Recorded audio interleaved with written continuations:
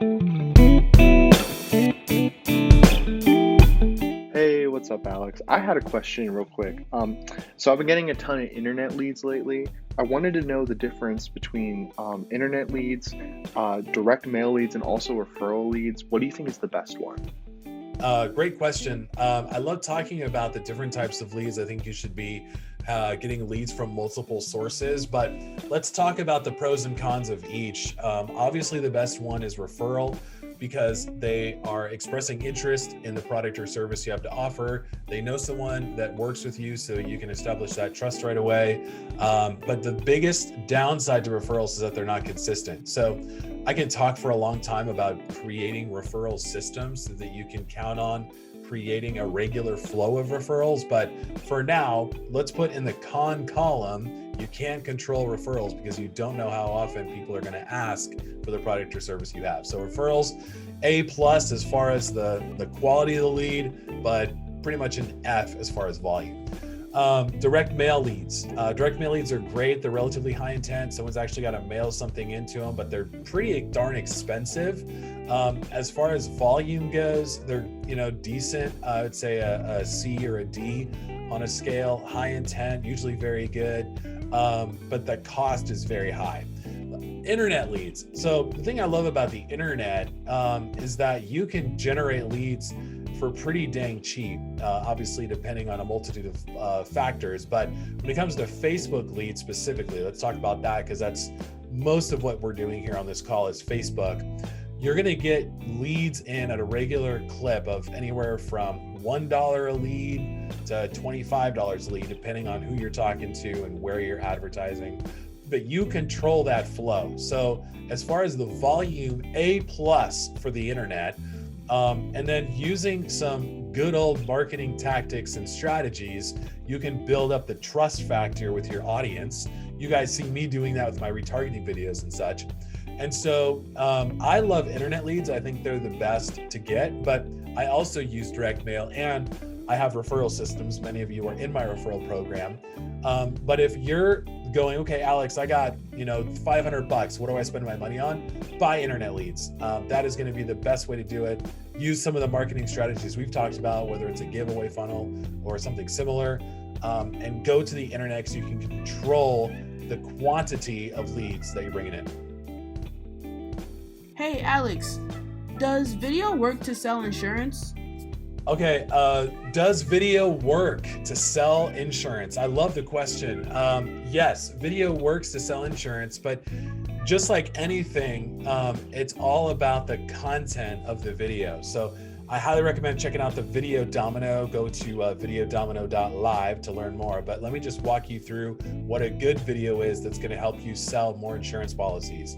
Number one, introduce yourself and how you can support them within the first 3 seconds, and then stop talking about yourself. The person who is watching this video doesn't care about you. They care about themselves and how you can help them. Immediately start going into what it is that you're going to do for them. So for example, a great intro to a call would be, hey, my name is Alex Branning, and I make a living by supporting families like yours and getting the cheapest and most effective health insurance that covers all of your family's needs. Let me tell you a story about Becky. Becky was on Medicare and then ... right? So you're talk about yourself for a brief second, then go right into a client story. You want to use client stories to overcome objections and answer common questions. So pick good client stories because you want the listener to identify themselves in the story that you're sharing and going, oh my gosh, that person's me. And, Alex can help people just like me. So videos are powerful. Other things that videos do is they identify the target prospect with a high intent lead. So if they're going to watch your video for 30 seconds or longer, there's a lot of other things they could be doing on the internet for 30 seconds or longer. They can keep scrolling on Facebook or YouTube, but if they're watching you, that's a pretty high intent lead. And so the people that book from your videos that you're using to market yourself are a higher intent lead than say a giveaway funnel. And so the people that you're talking to, they have seen your face, they've heard your voice, they have enough trust in you to schedule a call, and they know exactly how you can serve and support them. So do videos work to help sell insurance? Absolutely. Go to videodomino.live and we would love to help you get set up. If you want to do it yourself, no problem. Follow the pattern that I laid out here in this answer, and make sure you have a strong call to action at the end. Oh, I'm sorry. I have another question. What's the difference between high and low intent leads? Low intent versus high intent. What does that mean? So great question. That's a total internet marketing buzz term. So you have low intent leads. These are people that are identified, that are in your pipeline, but they may not know you. They may not have raised their hand. This is like a giveaway funnel lead. This is like, there's a low intent person has not yet raised their hand and said, I'm interested in the product or service you have, but they have gotten into your database. A high intent lead is somebody who knows who you are, what you do, and they want to talk to you. So a lot of the barriers and the introductions to figure out how you can help them has already been done. Now, when it comes to, you want to fill your database with as many high intent leads as possible, but don't discount the low intent. Here's why. A lot of people that come into my world and end up becoming clients of the Branning Group got in here with a very low intent offer. Maybe it was a free swipe file of Facebook ads that they can copy and paste. Maybe it was they wanted to hop on a webinar. Like, these are people that are going, all right, I don't trust Alex enough yet to hop on a strategy call. I may not know all the ways that he can help me, but I'll just grab this one thing. Now I have an opportunity to continue to market to them for the rest of our lives, right? I can send them emails, I can call them, etc. Until they unsubscribe, I can now continue to market. So for you, if you're filling your database with quote unquote low intent leads, like a giveaway funnel lead, the really powerful part of that is that you can now market to them for the rest of their lives. So you can educate them on what you can do to serve them. You can introduce them to friends of yours and create a referral relationship. You can make additional offers to them. You can run additional giveaways to get them on the phone again. Once they're in your database, they're yours now, and you can market it to them for life. So I love low intent leads because now it gives me an opportunity to build a relationship. That's how I look at it. The high intent leads, those are the hotter leads. In general, they're more ready to go. They're about to make a buying decision. And so they're hopping on your calendar to figure out if you're the best fit. So low intent, those are the ones that you have to spend a little bit more time nurturing and building a relationship with. Higher intent, the higher the intent of the lead, the more likely it is that they're about to make a buying decision. Hey Alex, how many times should I email my list? I love it. So your list is full of giveaway funnel leads, or you have past age leads. How often should you email? I would say, as a general rule, don't email more than once a week, but don't email less than once a month. I think a good middle ground is about every other week. And just make sure that the emails are something that you would want to read. In other words, give them some information, share some news, make them laugh. I like to share newsletters. I like to send, funny memes or life updates and just let people know what's going on. The worst possible thing you can do is try to sell them every single time they open an email from you. I like to share stories. I like to say what's going on. I mean, I do put a call to action at the end, but it's not a whole sales letter. Sometimes it's, a funny joke, etc. So for you, especially in the insurance space, it can be hard to come up with new content. You should definitely grab my insurance content pack for a whole bunch of ideas, but it really comes down to staying top of mind, staying in the conversation, educating these leads, creating the relationship, inviting them to fun things, and then use it as a way to also figure out kind of where they're looking to grow. So if you have a real estate agent that you're have a referral relationship with, you can ask them if they'd like to talk to them, and then you can go, okay, they're about to buy a house, and so now I have an opportunity to be the insurance agent that helps walk them through this life change, and then asking questions in an email is good too, just to kind of see where they're at. If Christmas is coming up, don't ask a really invasive question, especially if they're not a client yet, but you can ask them, are you planning on staying in town for Christmas? Things like that.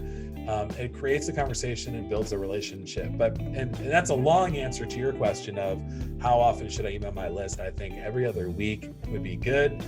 Definitely not less than once a month. So if you have any other questions or need help with that, let me know. Hey Alex, I wanted to implement text messaging into my business. What do we do with text messaging and what's the best way to go about it? What are your tips and tricks for that? So first and foremost, just want to give you a warning. Do not send a text message to someone who does not know who you are. That is spam and you can get in trouble for that. But even more than that, your number will probably be blocked as spam. And if you're using a service like Agent CRM, then your phone number will become junked because it'll be identified as a spam number. So be careful with that. But I love text message marketing. I love using texts to stay top of mind with my audience. I always introduce myself. It'll be like, hey, Bob, this is Alex Branning here. I wanted to invite you to my webinar next week to talk about list building. Here's the link to register. That's a great email. It's like, hey, here's who I am. Here's why I'm messaging you. I'll send an email with like a joke or a conversation, but I don't send a text message that way. I respect the phone too much. And I think, most of our text messages get opened, read, and replied to. It's about like something crazy, like 95%. So with that comes power. However, you also need to be careful that you're not blowing up their phone and annoying them. I know I get annoyed with spam text messages. You get annoyed with spam text messages. Don't be a spam text message. So you want to make sure that the text messages that you send have a purpose. You identify who you are so that they don't mark you as spam. And you give a very clear call to action, preferably a link they can click directly in the text message. Hey Alex, my leads are not answering the phone when I call. What do I do? All right, so one of the most common questions I get is this one. Thanks for asking them. Great question. So there's a couple of reasons why they're not answering. Number one, and this is most likely it, they don't know who you are. Your number is not in their phone as an identified contact, and so they just assume that it's a spam caller. So always, always, always leave a voicemail letting them know who you are. I always like the text after I call them as well. Just letting them know who I am and why I was calling them, and then give them an invitation to call you right back. Make sure that when you're calling them, you identify who you are so they can save your number in the phone. And then I like to call back within a few minutes after I send the text. I'm hungry that way, especially if we have a scheduled appointment. I'll call them. Let's say we have an 11 o'clock appointment. I'll call them at 11 and then I'll send them a text letting them know who I am and why I'm calling them. And then I'll call them back 5 minutes later. So trying to get them back on the phone. Now, if it's a cold list, if you're reaching out to people who like entered into your giveaway funnel or something like that, follow the same pattern. You can set this up so it automatically happens inside of your Agent CRM power dialer. You can call them, and then you can send a text, and then you can call them again so that now they know who you are. So I highly recommend using the power dialer, especially if you're not getting luck with people answering the phone. Follow the pattern that I just laid out here. Call, text, call back, leave a voicemail, and then if they still haven't picked up the phone after that second call, it may just not be a good time. Try calling them again another time. So if you called them on a morning, call them back in an afternoon or an evening. But don't give up. Just because they did not answer the phone the first time does not mean they're not looking to work with you. Hey, I hope that was helpful. I would love to work directly with you. Every Friday morning, I go live in my VIP group on a Zoom call. I share my latest marketing and business tips, and then I go around the room and answer questions to help you get unstuck in your business. And you can try it out for free. See if it's a fit for you. Go to worldshappiestmarketer.com, click on the links below. Also, I mentioned some of our favorite products and services that we provide. Click on the links below to learn more about them. I look forward to working with you soon.